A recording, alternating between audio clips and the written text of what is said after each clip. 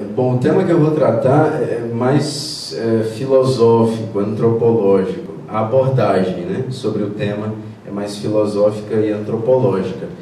Então, qualquer dúvida acerca de termos, vocês me avisem, por favor, se precisar explicitar alguma coisa a mais. Porque aqui cada termo não é por acaso que tem. E às vezes tem termos que o significado divergem do uso comum, por exemplo, como natureza, substância, enfim. Então, qualquer dúvida, vocês, por favor, me avisem. A pessoalidade do embrião humano e sua dignidade ontológica. Aqui eu vou ressaltar a primazia do ser em detrimento da primazia que uma visão utilitarista e pragmática dá ao agir. Tem um princípio na filosofia aristotélico-tomista que diz assim: o agir segue o ser. Então, aqui o ser é mais importante do que o agir. E eu vou explicar por quê. Porque o ser é mais importante que o agir e porque é o ser pessoa que dá a dignidade ao embrião, ou adulto, ou a pessoa em qualquer estágio, e não o agir. Nós vamos falar, aqui eu já adianto, o agir é acidental, o ser é essencial. Em outras palavras, é mais importante o ser do que o agir. Então, essa vai ser a abordagem, né? Aí tem um bebezinho com 12 semanas. Bom, contexto. No dia 12 de março de 2013, o Conselho Federal de Medicina emitiu o ofício circular número 46, no qual comunica que durante o primeiro Congresso Nacional de Conselhos de Medicina de 2013, realizado em Belém do Pará, onde participam, né, pelo menos em tese, todos os conselhos regionais de medicina, mas não estavam presentes todos, realizado em Belém entre os dias 6 e 8 de março, deliberou-se e por maioria, então não foi por unanimidade, decidiu-se apoiar a descriminalização do aborto prevista no anteprojeto da reforma do Código Penal que tramita no Senado Federal. Anunciou também que esse posicionamento do Conselho seria enviado à comissão de juristas que analisa a reforma do Código. Então eles estão dando uma sugestão, né? O Conselho Federal de Medicina está dando uma sugestão aos juristas que estão responsáveis pela reforma do Código, né? Como vocês sabem que está acontecendo. Atualmente o aborto é considerado crime, mas não há punição em caso de... São 3 casos praticamente. Gestação resultante de estupro, risco de vida para a mãe e anencefalia, que é a doutora Leni sabe muito mais que eu disso, né? Mas eles confundem muito e dizem criança sem cérebro. Nós já sabemos que não é criança sem cérebro, anencefalia.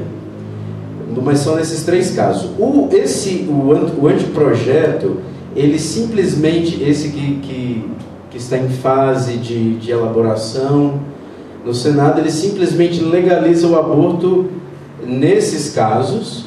Então, deixa de ser crime, e nesses casos já previstos, ao longo de toda a gravidez e também no caso de anomalias incompatíveis com a vida.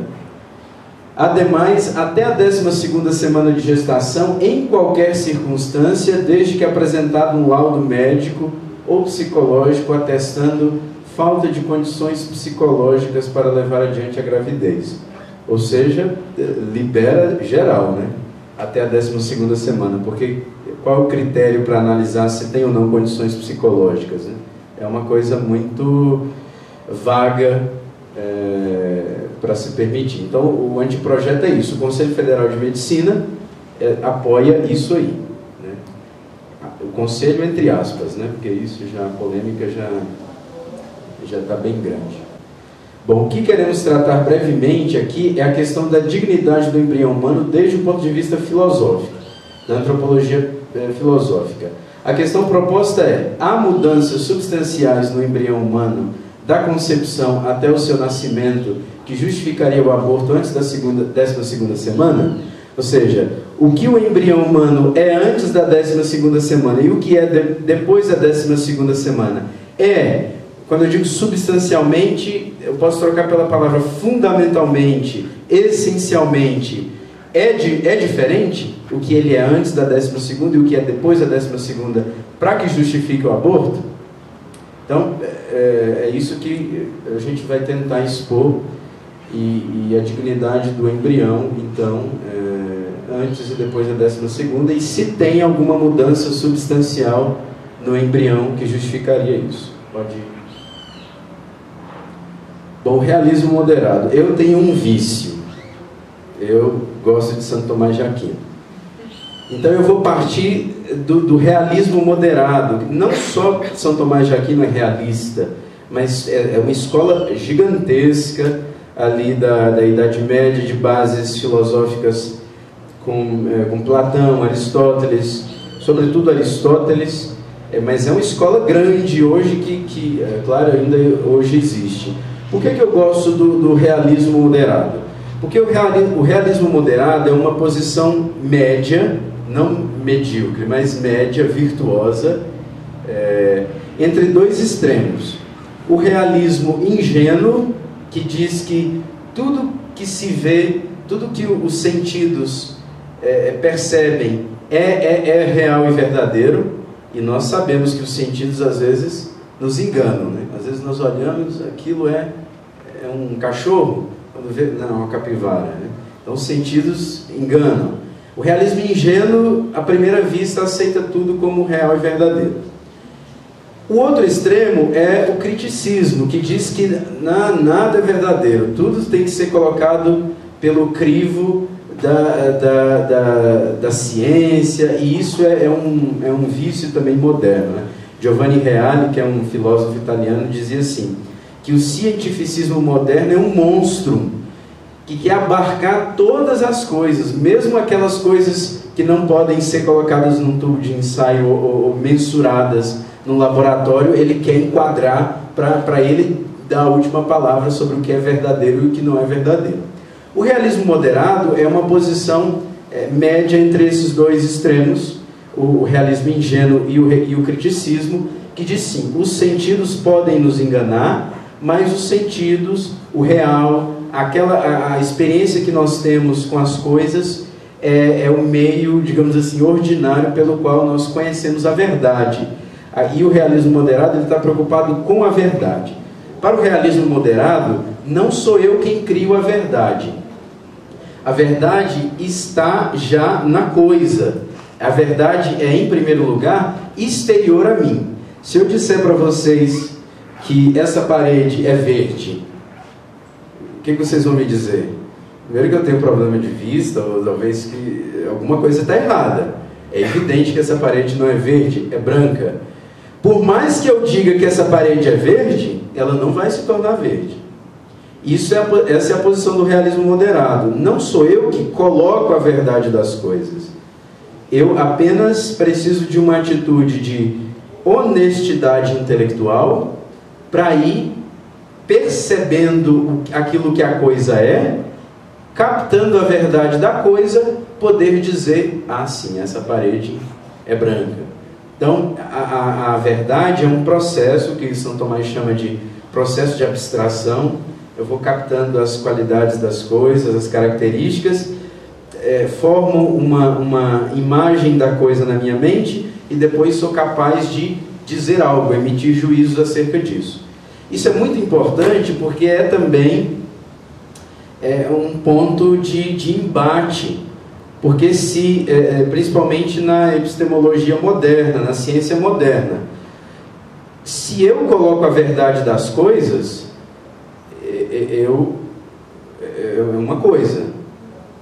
Agora, se a verdade da coisa existe fora de mim, ou seja, objetivamente, aí é outra postura. Com alguém que diz que o ser humano é que coloca a verdade das coisas, é difícil, chega um momento que é difícil manter um diálogo. Por quê? Porque a verdade não depende do fato objetivo, sou eu que coloco. E aqui a gente quer ressaltar exatamente o contrário. A verdade está em primeiro lugar na coisa, e eu preciso ir com aquele interesse, com aquele olhar de admiração própria do filósofo e descobrindo aquilo que a coisa é.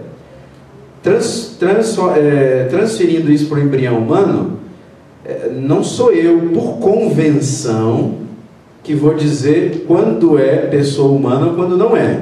Eu preciso descobrir, entre aspas, perguntar a ele o que você é, e ele mesmo vai me dizer o que ele é, certo? A realidade é objetiva, não sou eu quem faço a realidade. Bom, faz parte de tal abordagem do realismo uma concepção ontodinâmica dos seres. O que é essa concepção ontodinâmica dos seres? São Tomás dizia assim: em cada coisa que existe, há algo que permanece e algo que muda. Por exemplo, eu há 10 anos atrás era uma pessoa, hoje continuo sendo pessoa. Então, o meu ser pessoa é esse algo que não muda, certo? Agora, 10 anos atrás, vocês iam me encontrar bem mais magro do que eu estou hoje. Então, o meu peso corporal é algo que muda. Mas essa mudança não altera em nada o meu ser pessoal. Eu espero que... O medo do meu avô sempre foi queda de cabelo, sabe? E é o meu também. Acho que eu herdei como herança. Mas se daqui a algum tempo eu não tiver mais cabelo, não vou ser menos pessoa por causa disso. Ou mais magro, ou mais gordo, mais alto, ou mais baixo.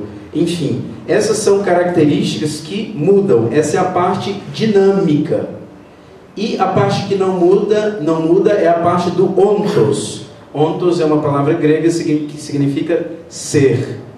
Aquilo que é mais fundamental, essencial no ser humano. Então, todas as coisas são assim, né? Tem algo que permanece, tem algo que muda. Essas mudanças nós chamamos acidentais. Ou seja, são mudanças que não interferem naquilo que é essencial. Acidental está em oposição a essencial. Muito interessante essa posição de Tomás, né? Ontodinâmica. Porque o mundo não é estático, mas também não é toda mudança. Tem que ter algo que permaneça. Senão eu vou me desesperar, né?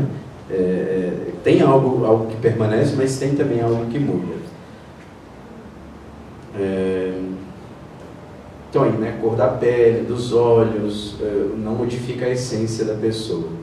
Essa conclusão ela não foi tirada de uma sala de escritório, mas da observação atenta da coisa em si. Isso é uma característica do realista. O realista, São Tomás ele não chegou a essa conclusão numa sala de escritório, pensando e de repente fez uma teoria, uma tese ou uma hipótese e apresentou na sala de aula. Não. Pela observação das coisas, nessa pergunta aquilo que a coisa é que São Tomás chegou a essa conclusão, a essa concepção. Então o realista é assim, ele parte sempre da coisa, é um movimento duplo, né?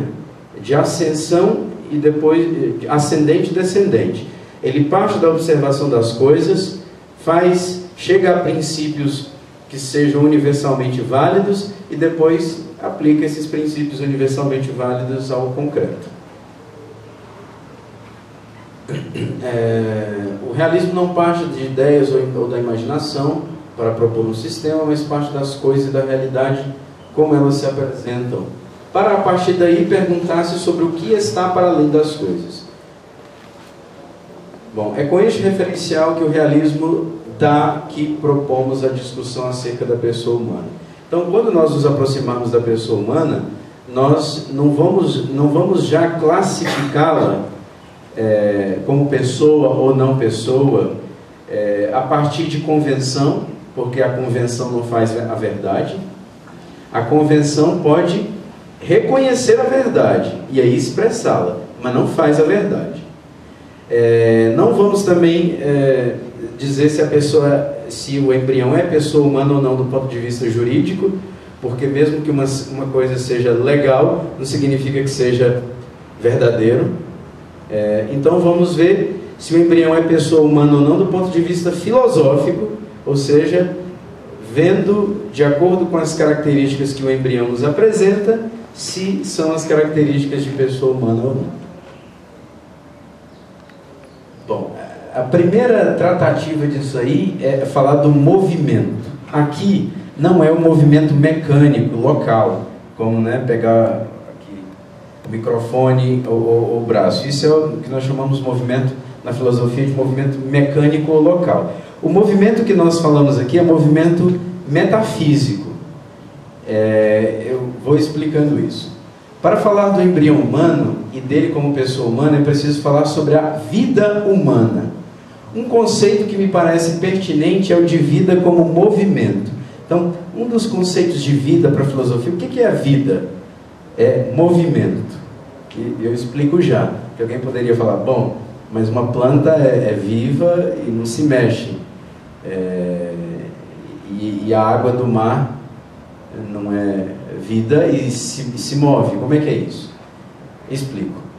Podemos chamar vivente o ser capaz de movimento imanente autoaperfeiçoante.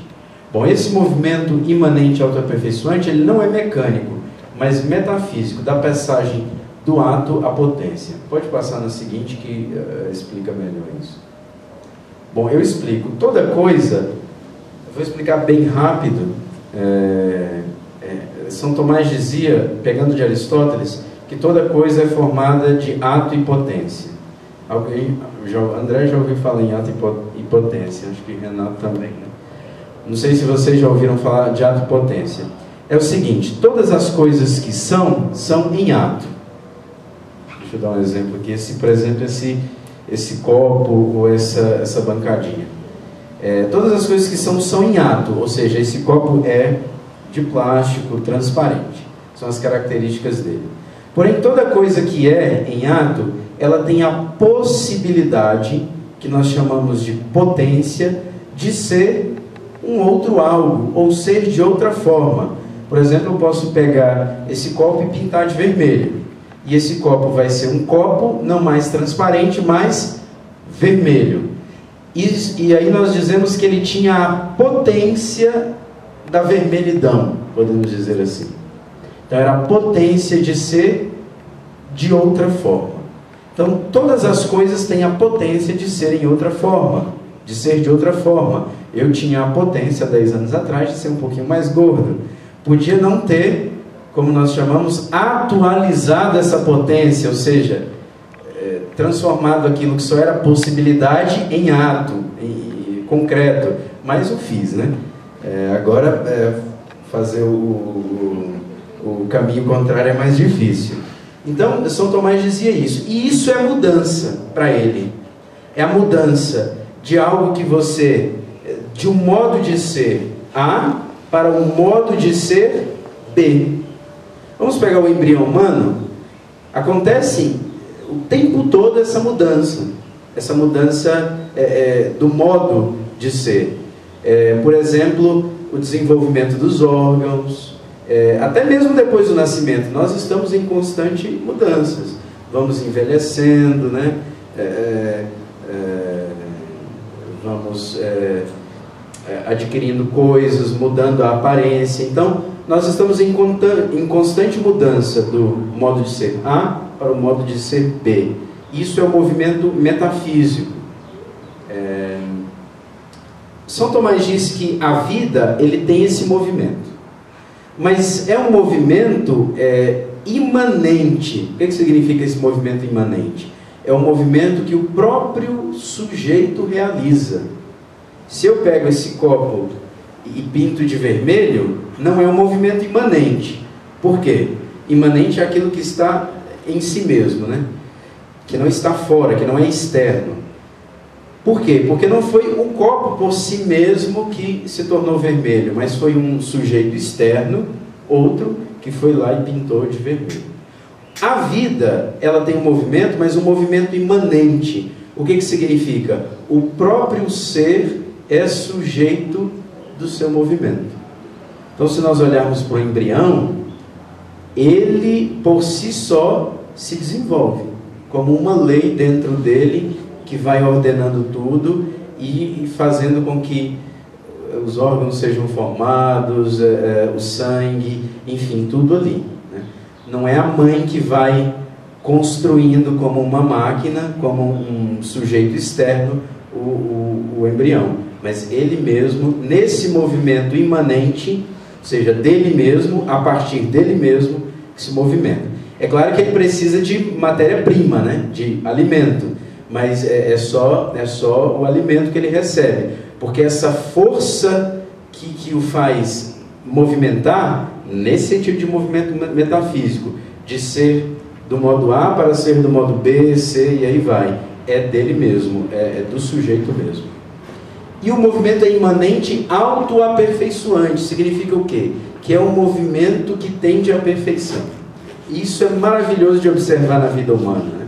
Tanto do ponto de vista físico, corpóreo, né? A formação do corpinho, dos órgãos e tudo, mas também do ponto de vista espiritual. E quando eu digo espiritual, estou dizendo todas aquelas capacidades racionais e espirituais do ser humano que são próprias do ser humano. Por exemplo, como a capacidade de amar, de rezar, de falar com Deus, a aptidão para a arte, para a música, para a comunicação. Tudo isso que é próprio do ser humano também é desenvolvido. Então a gente vê esse movimento imanente, autoaperfeiçoante dentro no embrião humano.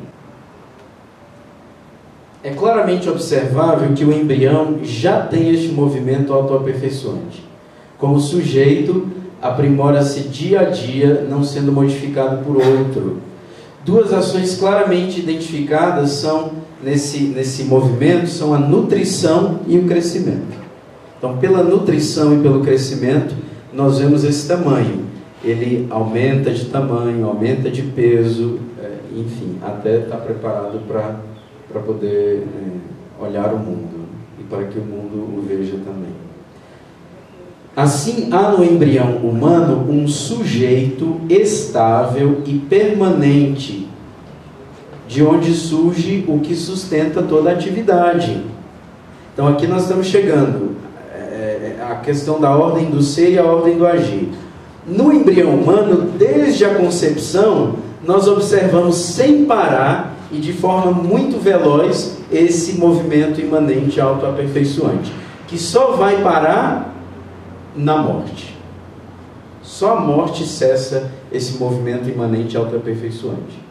Então a gente vê, já adiantando aqui, né? Não só não há diferença entre um embrião humano antes da 11ª para a 12ª, mas não há diferença, essencialmente falando, de um embrião para um idoso. É o mesmo ser humano pessoal, da mesma dignidade, portanto. Então, se nós pegarmos esse conceito filosófico de vida, aplicá-lo à vida humana e ver quando é que começa o movimento imanente autoaperfeiçoante, nós vamos chegar na concepção, né? Então, não começa em determinado período da gestação, mas desde a concepção, sem parar até a morte, esse movimento permanece. Então, só para encerrar aquele outro tópico, do ponto de vista da vida, isso é indiscutível que começa desde a concepção, filosoficamente falando, uma vida propriamente humana, porque a atividade que é o movimento imanente autoaperfeiçoante que caracteriza a vida humana, inicia desde a concepção. Portanto, seria filosoficamente contraditório falar de uma vida humana que começasse em determinado período da gestação, hoje com os conhecimentos que nós temos hoje, né? Aos autores do passado nós os desculpamos porque eles não tinham os conhecimentos que nós temos hoje.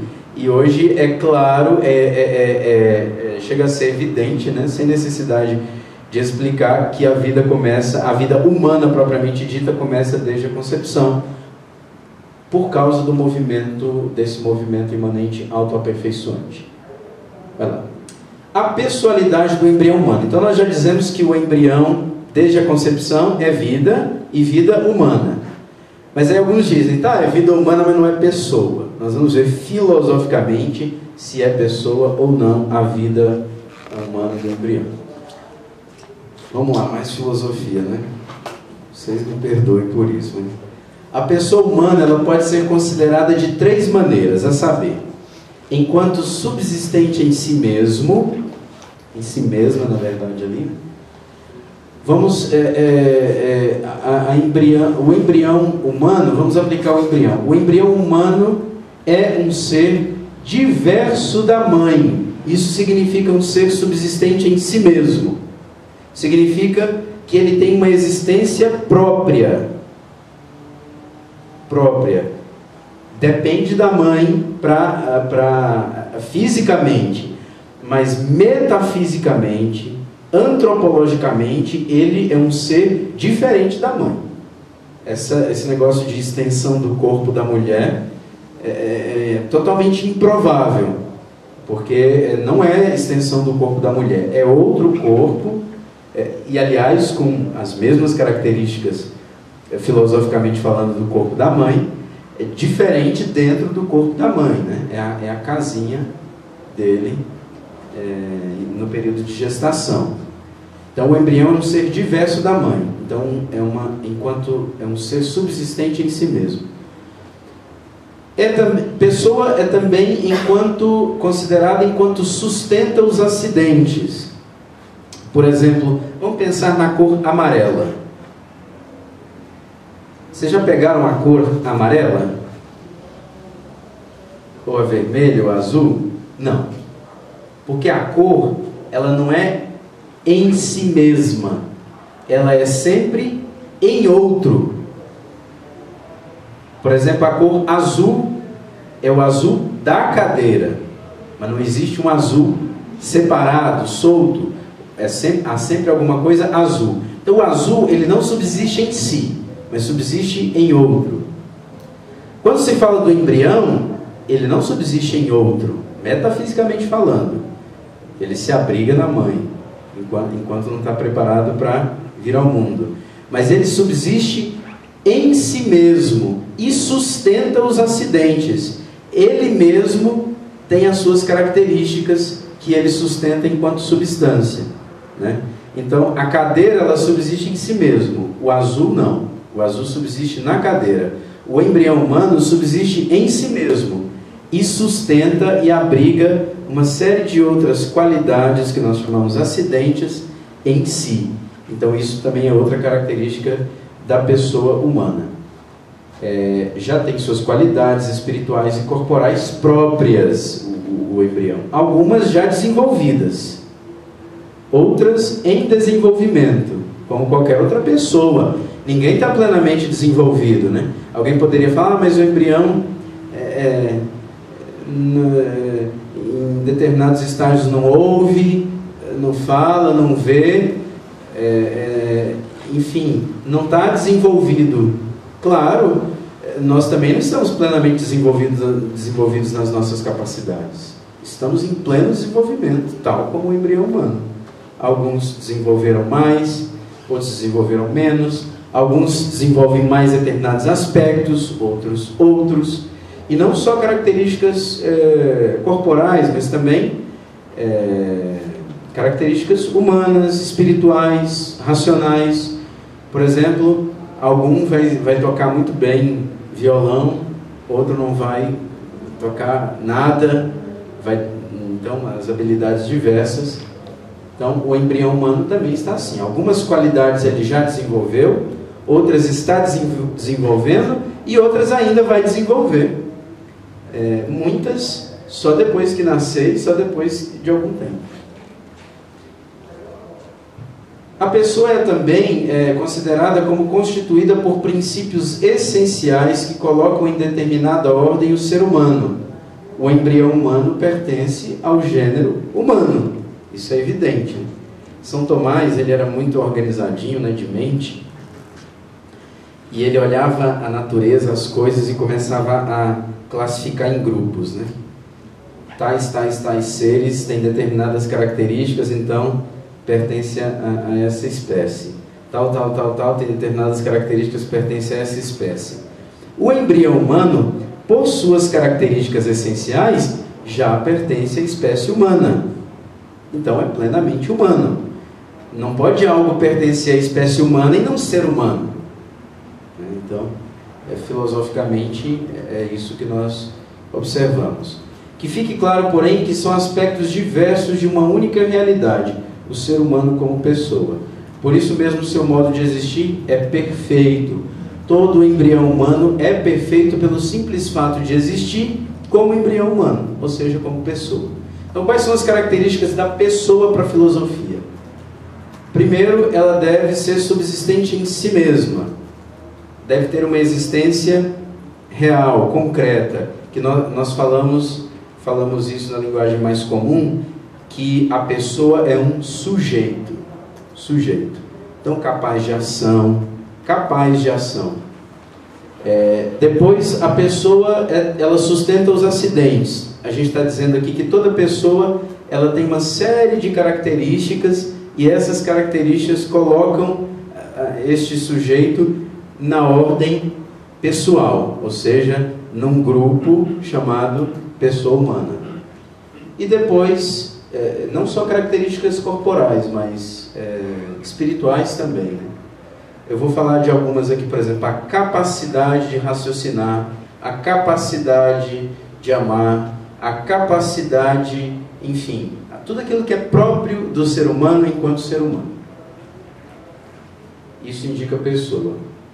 E que faz, então, estar em determinada ordem da natureza. Ninguém confunde uma pessoa com um gato ou com um cachorro, né? Às vezes até se chamam de seu cachorro ou gato, né? Mas é evidente que são de espécies diferentes, espécies no sentido filosófico. São de grupos diferentes. Então, essas características por causa dessas características que nós podemos falar que o embrião é pessoa. Alguém pode perguntar, mas padre, voltar àquele mesmo assunto. O embrião, a gente não percebe de forma evidente que o embrião tem, por exemplo, capacidade de amar. Como é que a gente pode dizer com certeza que antes da 12ª semana, aquele ser ali tem a capacidade de amar? Vamos falar sobre isso agora em diante. Pode ir.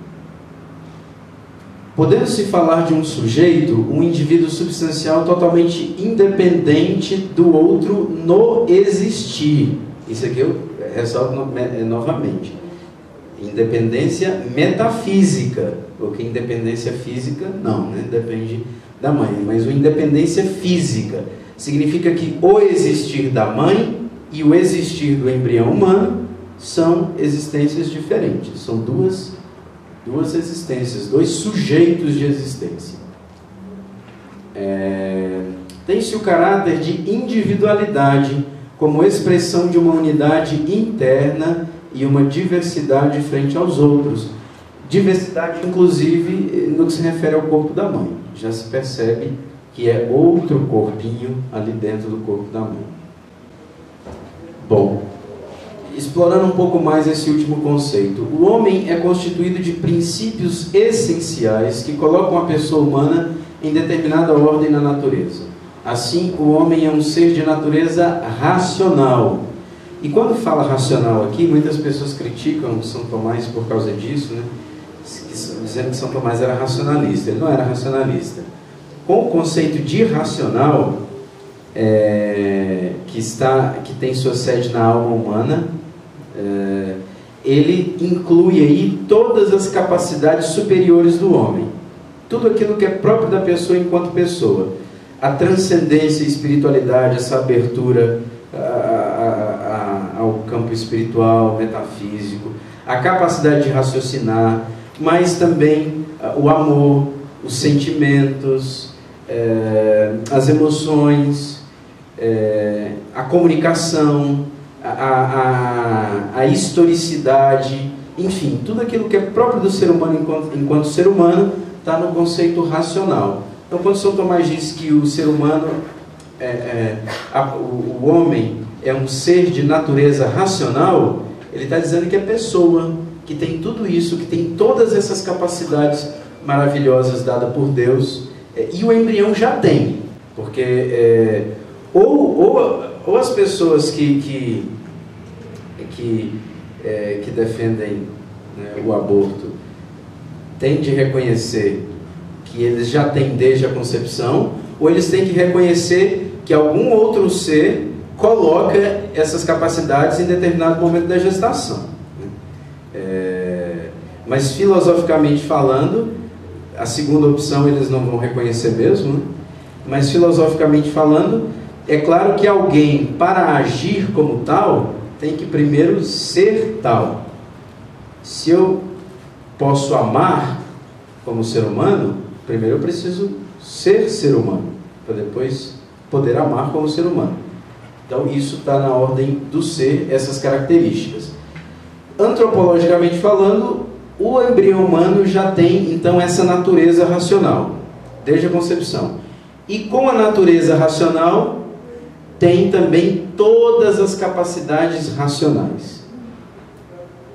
Em outras palavras, o embrião, quando o óvulo é fecundado e nós temos ali uma nova vida, nós já temos ali, nele, um grande jogador, um músico, talvez um grande músico, enfim, porque nós já temos também potencialmente todas essas qualidades que ele pode vir a desenvolver, pode vir também a não desenvolver, mas pode vir a desenvolver ao longo da sua vida. Então o mais importante aqui é a capacidade para, não o exercício das. Por que o ser humano, o embrião humano é pessoa? Porque ele tem a capacidade de amar, de sentir, de. Mas ele pode, por algum motivo, não vir a atualizar, a desenvolver essas capacidades. Como eu disse, nós também não desenvolvemos todas as capacidades que nós temos, né? Uma vez eu li um texto muito interessante que dizia assim sobre tocar piano. Eu sou um apaixonado por piano, por Chopin, e já tentei aprender, mas os meus dedos não acompanhavam muito não. Aí eu li um texto e achei muito interessante, dizia assim: tem dois tipos de aprendizes para se tocar piano. Ele não sabe nada, mas vai aprender e vai sentir prazer com o aprendizado, e vai se tornar um grande pianista. O segundo, ele também vai se tornar um grande pianista, só que no aprendizado ele vai sentir dores. Eu acho que o meu caso era do segundo, por isso eu desisti um pouco.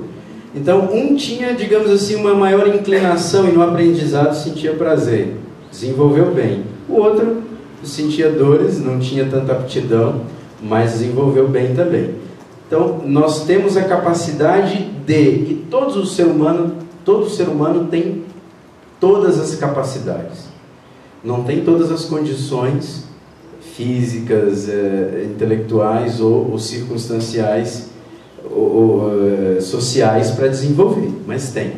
Então o mais importante é ter a capacidade, não exercer ou desenvolver essas capacidades.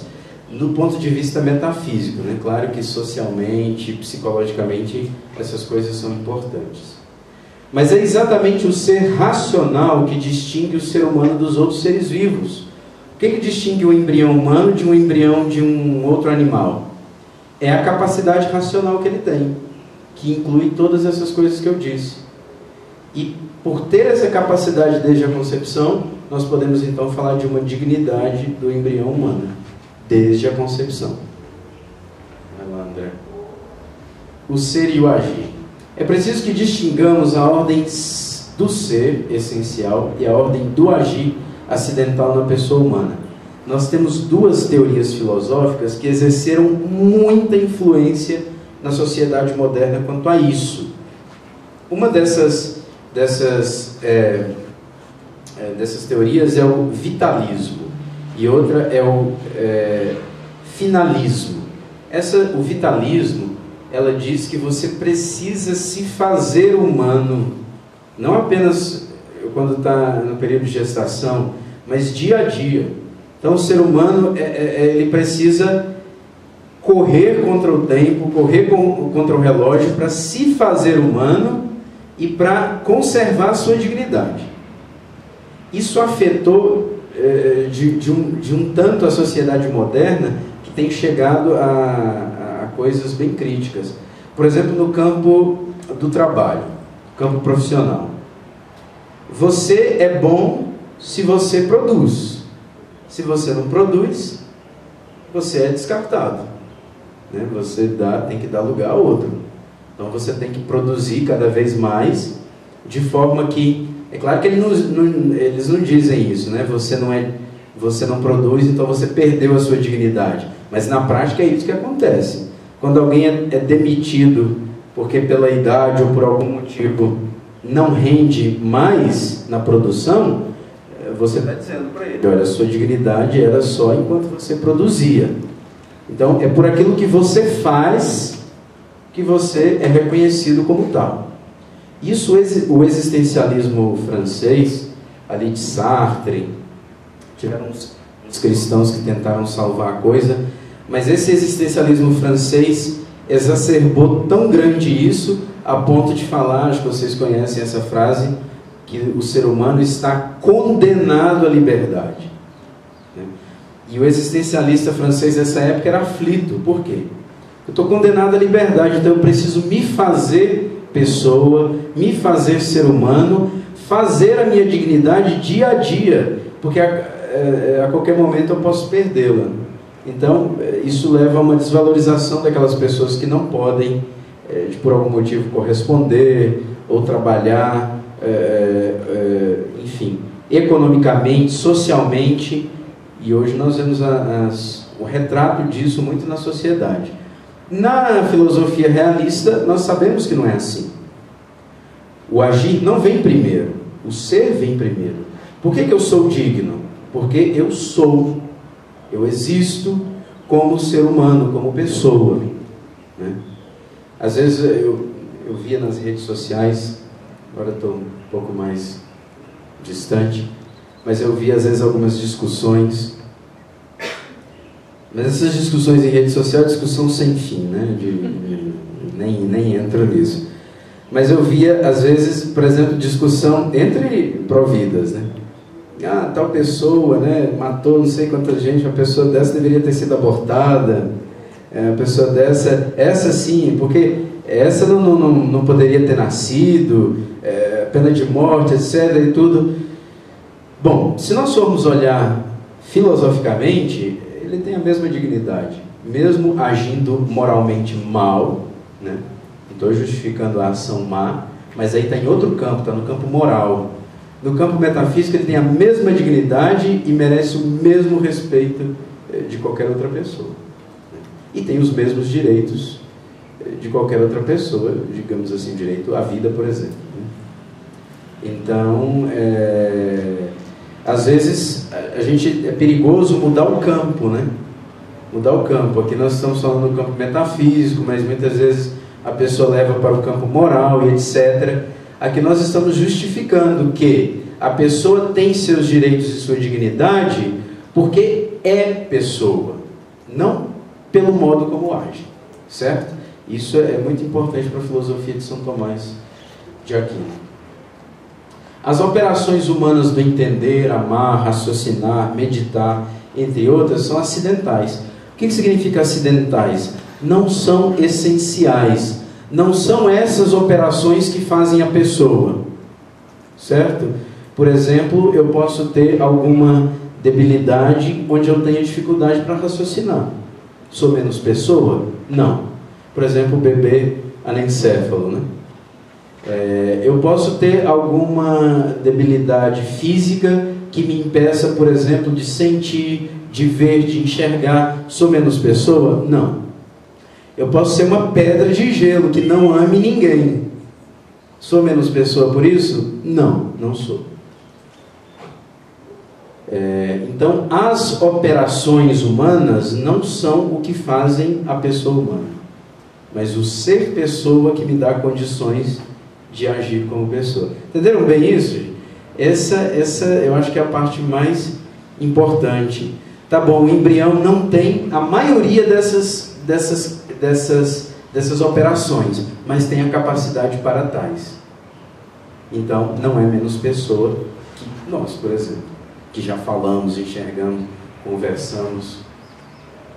No caso do anencéfalo, uma debilidade corporal impede a atualização dessas potências, né, de algumas, porém, a si mesmo tem-se um ser humano essencialmente completo, uma pessoa humana. Assim, o importante é o ser pessoa e não tanto as operações. Tá bom, isso já falamos. Então, em várias atividades, né, que a pessoa vai poder desenvolver. Pode ir. No embrião, essas potências estão em plena atualização, como eu disse, pois que a pessoa já os tem. Só precisam ser pouco a pouco atualizadas, isto é, virem à tona. Como eu disse aí, no momento da concepção, muitos grandes músicos, talvez, eu dou exemplo de música porque gosto muito de música, né? Bom, ser pessoa pertence à ordem ontológica do ser. Ou se é pessoa, ou não se é pessoa. Não existe subpessoa, ou semipessoa, ou quase pessoa. Ou se é pessoa, ou não se é pessoa. Não tem como. Alguém não se torna pessoa porque se manifesta como tal. Aqui outra confusão, de ordem epistemológica. Eu olho o embrião e não vejo uma pessoa. Não é porque você não vê uma pessoa que a verdade é essa, né? Então, às vezes as pessoas confundem a ordem epistemológica com a ordem metafísica ou ontológica. Às vezes, eu, pela minha debilidade, posso não reconhecer determinada coisa como tal, mas não significa que ela não seja porque eu não reconheça, né? Se os cientistas do mundo inteiro fizerem uma convenção e disserem, agora nós não reconhecemos mais, a jabuticabeira como jabuticabeira, né? Exemplo tosco, né? Não é a convenção que vai dizer isso, né? É se ela é ou se não é. Da mesma forma, uma convenção ou uma reunião de conselhos regionais que dissesse, nós vamos apoiar o aborto porque nós não reconhecemos lá uma pessoa humana antes da 12ª semana, não é isso que vai fazer a verdade da coisa. Então é uma confusão de ordens. Eu tenho que perguntar ao ser o que ele é, né? Perguntar entre aspas, e não dizer, rotulá-lo como eu acho que deve ser, levado por outros motivos. Pode ir. No caso do embrião humano, não há nenhuma mudança essencial da 11ª para a 12ª semana. Na verdade, não há nenhuma mudança essencial desde a concepção até a morte. Só mudanças acidentais. A gente só vê a atualização dessas capacidades, o desenvolvimento daquelas potências que nós dizemos. Mas tudo isso é acidental. Assim como nós desenvolvemos como de crianças até agora, é esse tipo de mudança meramente acidental que acontece no embrião. Então não há nenhuma mudança acidental, mesmo depois do nascimento. Então eu só tenho duas alternativas aqui. Ou eu digo que da concepção até a morte não se tem pessoa, ou eu digo que há pessoa da concepção até a morte, porque não há mudança essencial. O que aquele ser é da concepção até a morte é uma coisa só, essencialmente falando, certo? As mudanças são todas acidentais, não há mudanças substanciais. Então só tem duas alternativas: ou é pessoa da concepção até a morte, ou não é pessoa da concepção até a morte. Não tem aí um meio termo ou um tempo onde ele vira pessoa. É claro que é pessoa da concepção até a morte. De modo que todas as mudanças são acidentais, não afetando de forma alguma o ser pessoal do indivíduo. Conclusão. Em sentido filosófico, desde a concepção já temos uma pessoa humana, ou seja, um ser vivo, caracterizado como essencialmente humano e pessoal. Então são duas coisas, né? Primeiro, é um ser vivo. Esse ser vivo é humano. esse ser humano é qualificado como pessoa, desde o ponto de vista filosófico. Por isso mesmo, este ser pessoal tem todas as potências pessoais em pleno desenvolvimento. O embriãozinho tem todas as capacidades ainda a desenvolver. Não se torna pessoa com desenvolvimento, mas apenas vai se manifestando como tal.